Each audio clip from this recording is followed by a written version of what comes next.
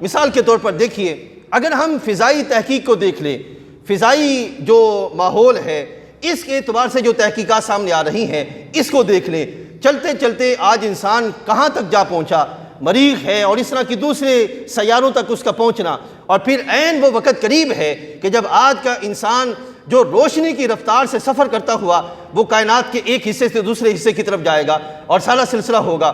اب سوال یہ ہے کہ ایک طرف آج کا مسلم نوجوان یہ ساری تحقیقات پڑھے اور اس کے سامنے اس کے نبی علیہ السلام کا ایسا کوئی سلسلہ نہ ہو جس سے رب ذوالجلال کی ایسی کسی قدرت کا اظہار ہوتا ہو، تو وہ تو اس سائنس سے مروب ہو جائے گا اور پھر وہ سائنس کا ہی کلمہ پڑھے گا اور سائنس کو معیار بنائے گا اور اس کے مطابق پھر آگے چلنے کا اہتمام کرے گا۔ تو میرے بھائیو ذرا رک کے پیچھے بڑھتے ہیں اور دیکھتے ہیں کہ کیا ہمارے نبی علیہ السلام کو رب تعالیٰ نے کوئی ایسی شان عطا فرمائی ہے جس سے ہمیں ہمارے ذہنوں کے اندر سرکار کی عظمت بلند ہو جائے اور سائنس کی عظمت ان کے سامنے ایسی ہو جیسے لونڈی ہوتی ہے اپنے مالک کے سامنے۔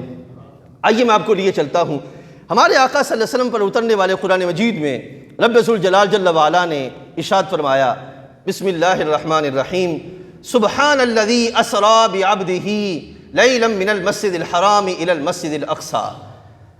واقعہ معراج، معجزہ معراج، یہ وہ عظیم معجزہ ہے جس کو رب ذوالجلال نے اپنی قدرت کے اظہار کے لیے بیان فرمایا ہے۔ اب ہماری سوسائٹی کے اندر ایک طبقہ ایسا ہے جو یہ کہتا ہے اور ضد ہے اس پر کہ نہیں، نبی علیہ السلام کو معراج روحانی ہوئی ہے، جسمانی نہیں ہوئی، روحانی ہوئی ہے، جسمانی نہیں ہوئی۔ اب آپ سے میں پوچھتا ہوں کہ مجھے ذرا سوچ کے بتائیے، آپ کے سامنے صبح کے وقت کوئی بندہ آ کے کہے یار خواب میں پتہ نہیں کہاں کہاں پھرتا رہا، کبھی فلاں جگہ پہ، کبھی فلاں جگہ پہ، فلاں جگہ پہ، وہ ہو اپنے بستر پر اور خیالات کے اعتبار سے وہ ہر جگہ پھرتا رہے، تو کیا اس کی فضیلت ہوگی؟ وہ کہے گا یہ کام تو فلاں بندہ بھی کر سکتا ہے، یہ کام تو فلاں بندہ بھی کر سکتا ہے، یہ پہلو تو فلاں بندہ بھی کر سکتا ہے۔ دیکھنا یہ ہے کہ رب ذوالجلال جل وعلا کی جو قدرت جس کے بارے میں رب فرما رہا ہے سبحان الذی، اب یہ یاد رکھیے گا یہ اللہ تعالیٰ کا ایک طریقہ ہے۔ قرآن مجید فرقان حمید کے اندر اللہ تعالیٰ ایک دعویٰ کرتا ہے اور اس دعوے کے پیچھے دلیل لاتا ہے اور اس دلیل کو اپنے دعوے کی مضبوطی کے لحاظ سے بیان کرتا ہے۔ اب اللہ کا دعویٰ کیا ہے؟ سبحان، پاک ہے وہ ذات۔ اب عموماً ہم لفظ بولتے ہیں سبحان اللہ، سبحان اللہ، سبحان اللہ، اس کا کیا مطلب ہے؟ اس کا ایک پہلو تو یہ ہے کہ اللہ تعالیٰ ہمیں پاکی عطا فرمائے، اور دوسرا پہلو یہ ہے کہ رب ذوالجلال جل وعلا تیری ذات ہر عیب سے، ہر نقص سے، ہر کمی سے، ہر کجی سے، ہر اس کیفیت سے جو انسانی زندگی میں محالات میں آتی ہے، تیری بارگاہ میں ایسا کچھ بھی نہیں ہے، تیری ذات پاک ہے۔ اب رب ذوالجلال یہ دعویٰ کر رہا ہے سبحان الذی، پاک ہے وہ ذات، لہذا کس چیز سے پاک ہے؟ سوچنا یہ ہے کہ کس چیز سے پاک ہے جس کو رب تعالیٰ بیان فرما رہا ہے میں پاک ہوں، ہر اس شے سے جو نقص میں آتا ہے، عیب میں آتا ہے، کمی میں آتا ہے، اللہ اس سے پاک ہے۔ تو خالق کائنات جل وعلا دلیل فرما رہا ہے اسریٰ بعبدہ، جس نے اپنے عبد خاص کو سیر کروائی مسجد حرام سے مسجد اقصیٰ تک۔ تو رب ذوالجلال جل وعلا اس کو اپنے پاک ہونے کی دلیل بیان فرما رہا ہے۔ اب ذرا سوچئے یہاں پہ جو آپ نے سمجھنا ہے وہ کیا ہے؟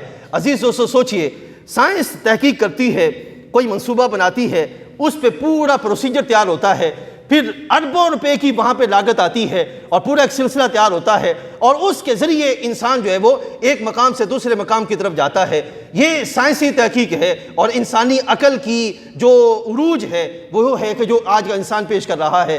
رب ذوالجلال جل وعلا اپنے نبی علیہ السلام کے بارے میں بیان فرماتا ہے کہ سبحان الذی، پاک ہے وہ ذات جس نے اپنے نبی علیہ السلام کو سیر کروائی۔ تو سرکار سے پوچھا گیا محبوب آپ کو کتنے مہینے لگے، کتنے دن لگے، کتنا عرصہ لگا کہ آپ ایک مقام سے دوسرے مقام کی طرف تشریف لے گئے؟ نبی علیہ السلام نے فرمایا عرصہ تو کوئی نہیں لگا، ایک سواری لائی گئی اور اس سواری کی کیفیت یہ تھی کہ جہاں نظر پڑتی وہاں قدم پڑتا، جہاں نظر پڑتی وہاں قدم پڑتا۔ اور سواری کا نام کیا تھا؟ براق۔ براق کہتے ہیں، براق برق سے ہے اور برق کہتے ہیں روشنی کو، تو روشنیوں پر نبی علیہ السلام نے سفر کیا۔ اب سوچیں ایک لمحے کے لیے کہ سرکار مسجد حرام سے نکلے، مسجد اقصیٰ تک گئے، وہاں پہ اجتماع ہوا، پھر مسجد اقصیٰ سے پہلے آسمان پر، پھر دوسرے آسمان پر، پھر تیسرے آسمان پر، پھر چوتھے پر، پھر ساتویں پر، پھر عرش معلیٰ رب ذوالجلال کی بارگاہ، نہ جانے نہ کتنا عرصہ وہاں پہ رہے اور وہاں سے ہو کے واپس بھی آ گئے۔ اب یہ سارا سلسلہ کروانے والا کون ہے؟ اس کے پیچھے رب ذوالجلال فرما رہا ہے سبحان الذی، ارے دیکھنے والوں میرے محبوب کو نہ دیکھنا، اس کو دیکھنا جو یہ شان عطا فرما رہا ہے۔